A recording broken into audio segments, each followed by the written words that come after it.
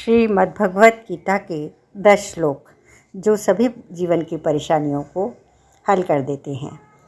श्री कृष्ण कर्म करने की प्रेरणा देते हैं। उनके मुख से निकली गीता में काफ़ी सारे श्लोक जीवन दर्शन का एहसास कराते हैं। दुनिया में सबसे ज़्यादा आध्यात्मिक और दार्शनिक ग्रंथ, सबसे बड़ा ग्रंथ गीता ही है। उसके 10 श्लोक। कर्मण्येवाधिकारस्ते मा फलेषु कदाचन मा कर्मफलहेतुर्भुर्मा ते संगोस्त्व कर्मणि। द्वितीय अध्याय का यह 47वां श्लोक है।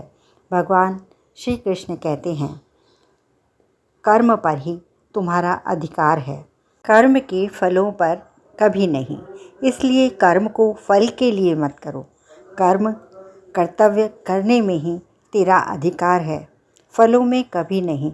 अतः तू कर्म फल का हेतु मत बन और तेरी अकर्मण्यता में भी आसक्ति ना हो।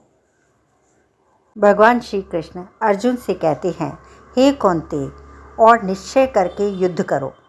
हतो वा प्रायप्सि स्वर्गम जित्वा वा भोक्ष्यसि महिम।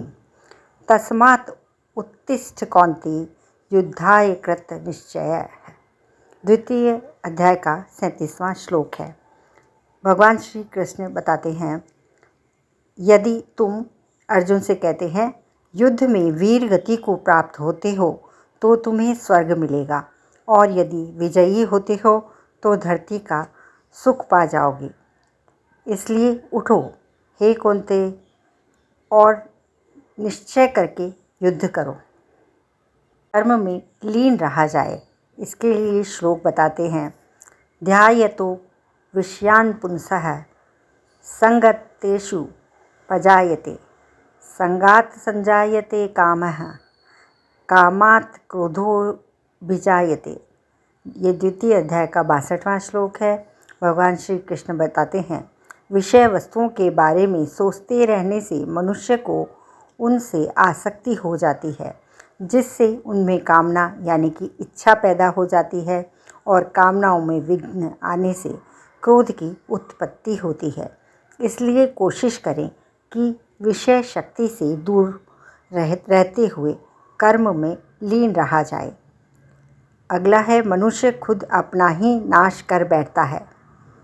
इसके लिए भगवान श्री कृष्ण कहते हैं, क्रोधात् भवति सम्मोहः, सम्मोहात् स्मृति विभ्रमः, स्मृति भ्रंशात् बुद्धिनाशो, बुद्धिनाशात् प्रणश्यति। द्वितीय अध्याय का 63वां श्लोक। इसका अर्थ यह है कि क्रोध से मनुष्य की मति यानी बुद्धि मारी जाती है, यानी कि मूढ़ हो जाती है, कुंद हो जाती है। इससे स्मृति भ्रमित होती है। स्मृति का भ्रम होने से मनुष्य की बुद्धि नष्ट हो जाती है, और बुद्धि का नाश अपना ही नाश कर बैठता है। मानव उसी का अनुसरण करने लग जाते हैं। भगवान श्री कृष्ण कहते हैं, यद्यदाचरिति श्रेष्ठ स्तर देवेतरो जनः स यत् प्रमाणं कुरुते लोक स्तदनुवर्तते। तृतीय अध्याय का यह 21वां श्लोक है। भगवान श्री कृष्ण बताते हैं, श्रेष्ठ पुरुष जो जो आचरण यानी कि जो जो कार्य काम करते हैं, दूसरे मनुष्य जो आम इंसान हैं वह भी वैसा ही आचरण वैसा ही काम करते हैं। श्रेष्ठ पुरुष जो प्रमाण या उदाहरण प्रस्तुत करते हैं, समस्त मानव समुदाय उसी का अनुसरण करने लग जाते हैं। आत्मा को न शस्त्र काट सकते हैं, नैनम छिद्रन्ति शास्त्राणि नैनम दहति पावकः, न चैनम क्लेदयन्त्यापो न शोषयति मारुतः। द्वितीय अध्याय का 23वां श्लोक। इसका अर्थ यह है कि आत्मा को न शस्त्र काट सकते हैं, न आग उसे जला पाती है, और न पानी उसे भिगो सकता है, और न ही हवा उसे सुखा सकती है। यहाँ श्री कृष्ण ने आत्मा के अजर अमर और शाश्वत होने की बात कही है। आत्मा हमेशा अमर रहती है।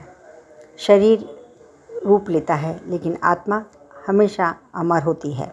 यदा यदा ही धर्मस्य ग्लानिर्भवति भारतः अभ्युत्थानं धर्मस्य तदात्मानं सृजाम्यहम्। चतुर्थ अध्याय का 7वां श्लोक। श्री कृष्ण भगवान कहते हैं, हे भारत, अर्जुन से जब जब धर्म की ग्लानि हानि होने लगती है, यानी उसका क्षय होता है और अधर्म की वृद्धि होती है, तब तब मैं यानी कि मैं श्री कृष्ण धर्म के अभ्युत्थान के लिए स्वयं की रचना करता हूँ, अर्थात अवतार लेता हूँ। युगों युगों से प्रत्येक युग में जन्म लेता आया हूँ। परित्राणाय साधूनां विनाशाय च दुष्कृतां धर्म संस्थापनार्थाय संभवामि युगे युगे। चतुर्थ अध्याय का 8वां श्लोक। अर्थ यह है, सीधे सीधे सरल पुरुषों के कल्याण के लिए और दुष्कर्मियों के विनाश के लिए, धर्म की स्थापना के लिए मैं, भगवान श्री कृष्ण कहते हैं, युगों युगों से प्रत्येक युग में जन्म लेता आया हूँ। अपनी इंद्रियों पर संयम रखने वाले मनुष्यों के बारे में श्री कृष्ण भगवान बताते हैं, श्रद्धावालभते ज्ञानं तत्परः संयतेन्द्रियः ज्ञानं लब्ध्वा परां शांतिं चिरेणाधिगच्छति। चतुर्थ अध्याय का 39वां श्लोक। अर्थ यह है, श्रद्धा रखने वाले मनुष्य, अपनी इंद्रियों पर संयम रखने वाले मनुष्य साधन परायण हो अपनी तत्परता से ज्ञान प्राप्त करते हैं, फिर ज्ञान मिल जाने पर जल्द ही परम शांति को प्राप्त होते हैं। श्री कृष्ण भगवान कहते हैं, सभी धर्मों को त्याग कर सर्वधर्मान् परित्यज्य मामेकं शरणं व्रज अहं त्वां सर्वपापेभ्यो मोक्षयिष्यामि मा शुचः। 18वां अध्याय का 66वां श्लोक। अर्थ है, हे अर्जुन, सभी धर्मों का त्याग कर अर्थात हर आश्रय को त्याग कर केवल मेरी शरण में आओ। मैं तुम्हारे सभी पापों से मुक्ति दिला दूंगा, इसलिए शोक मत करो। जय श्री कृष्ण।